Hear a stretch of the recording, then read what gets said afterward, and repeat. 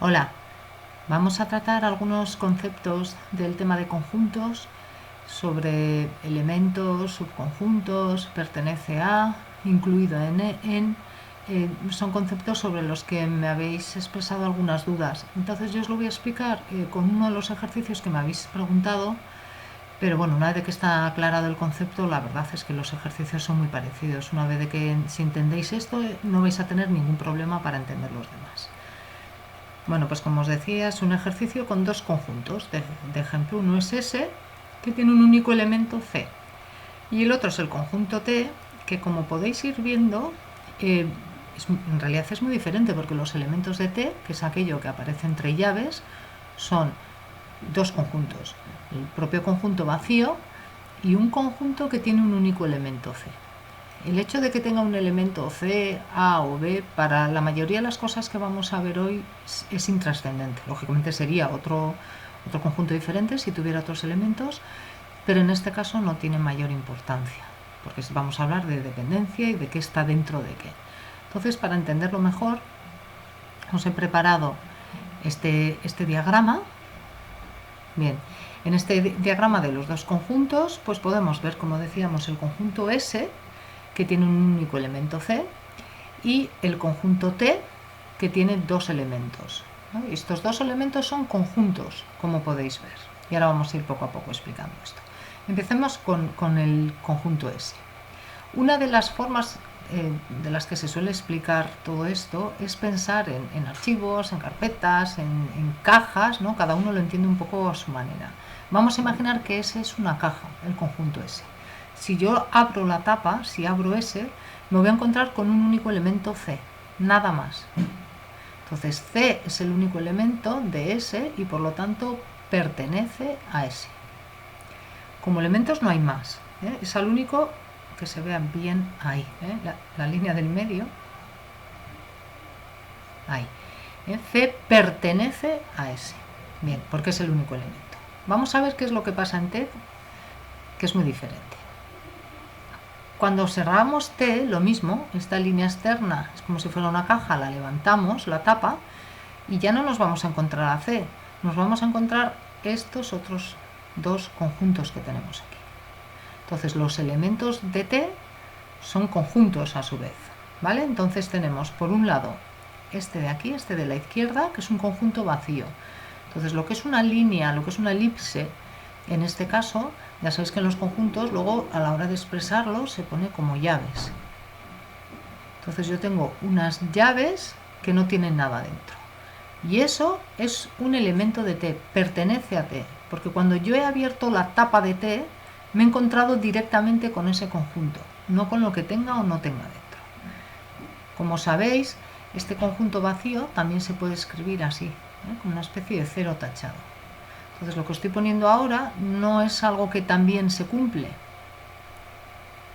sino que es un sinónimo, diríamos, es exactamente lo mismo que escrito a la izquierda. En la línea, esta primera línea de verde, lo que hay a la izquierda del punto y coma y lo que hay a la derecha sería lo mismo.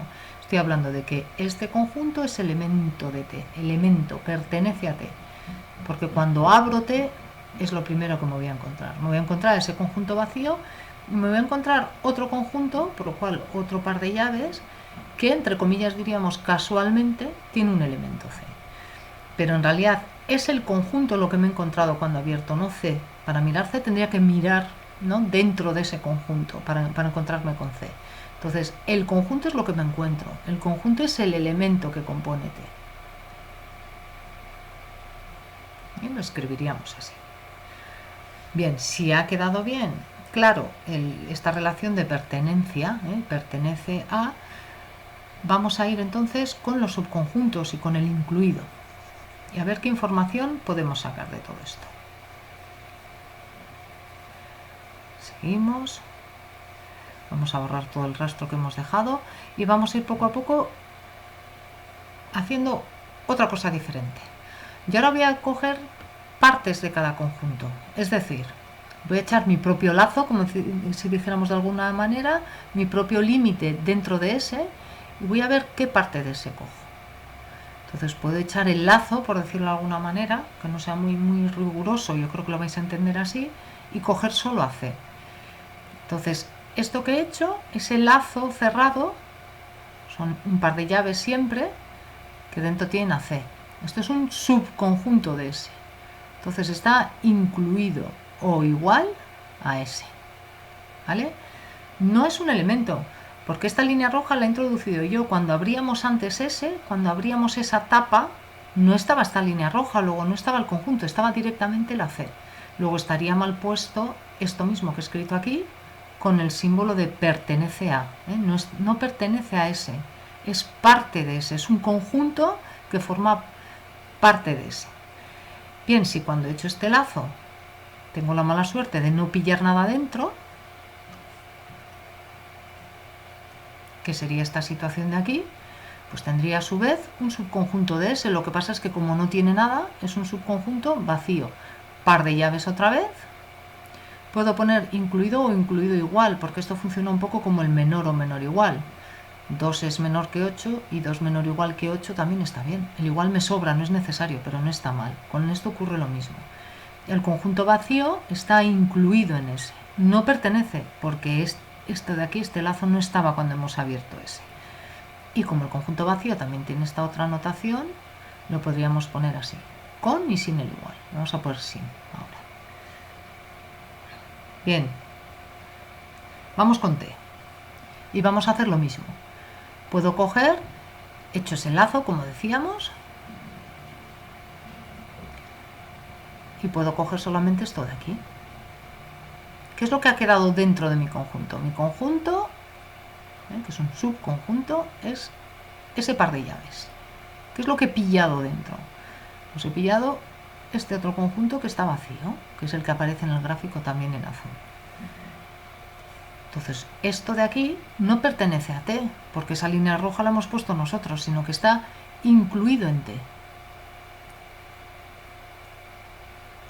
Y como ya sabemos que el conjunto vacío, que es lo que yo he pillado, pero he pillado un conjunto entero, como el conjunto vacío tiene su propio símbolo también, puedo poner esas dos llaves que van en azul en la izquierda. Los colores son solo para que veáis la jerarquía, lógicamente no tiene ninguna importancia. O lo puedo expresar así. Una vez más, lo que está a los dos lados de la coma es completamente equivalente, es lo mismo. Bien, pues vamos a volver a coger parte de T, pero una parte diferente. Vamos a coger esto de aquí, para que veáis la diferencia. Antes en ese lo he borrado, pero he hecho así. Y ahora fijaos, ahora es un subconjunto que coge un conjunto. Fijaos, una pared aquí y la propia, la que ya tenía. Esta pared es en realidad es un elemento, acordaos, porque T es un conjunto de conjuntos. Es decir, esta es la línea que yo tenía, que yo he puesto ahora. ¿Y qué es lo que he pillado dentro? Pues he pillado un conjunto que dentro tiene C. Y si veis, si además de C hubiera más letras, no cambiaría prácticamente nada.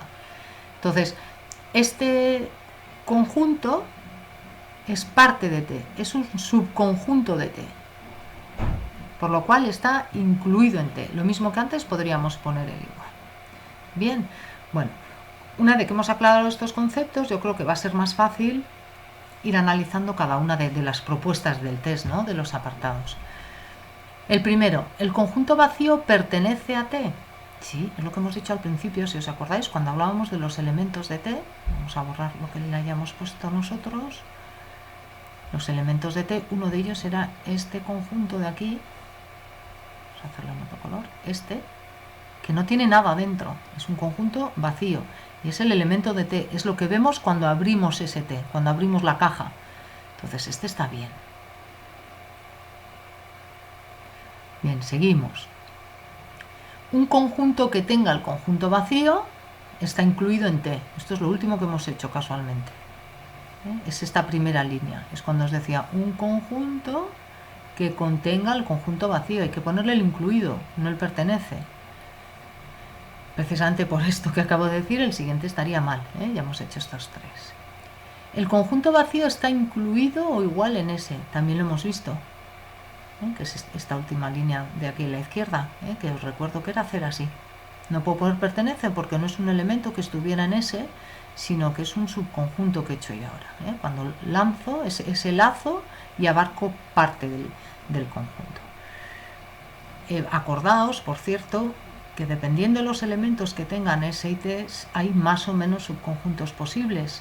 Os lo digo para que lo relacionéis con la definición de conjunto potencia, de un conjunto dado, que si os acordáis el número de elementos era 2 elevado a al número de elementos del conjunto original. Y precisamente está formado por todos esos posibles subconjuntos. Bueno, pues decíamos entonces que el conjunto vacío está incluido en ese. Y a partir de aquí, estos otros apartados, fijaos qué diferencia tienen, muy importante. El nombre del conjunto S o T viene entre llaves. ¿Qué significa esto? No es ninguna tontería. Esto significa que es algo nuevo, que nos lo han definido, que por decirlo de una forma que entendéis, se lo han inventado, un conjunto nuevo, para hacer esta segunda parte del ejercicio. Cuando vemos S entre llaves, las llaves, si os acordáis, es conjunto. Pues estos son las llaves, estas llaves de aquí, y luego iría dentro todo ese con su C. Igual se ve mejor aquí, es hacer así.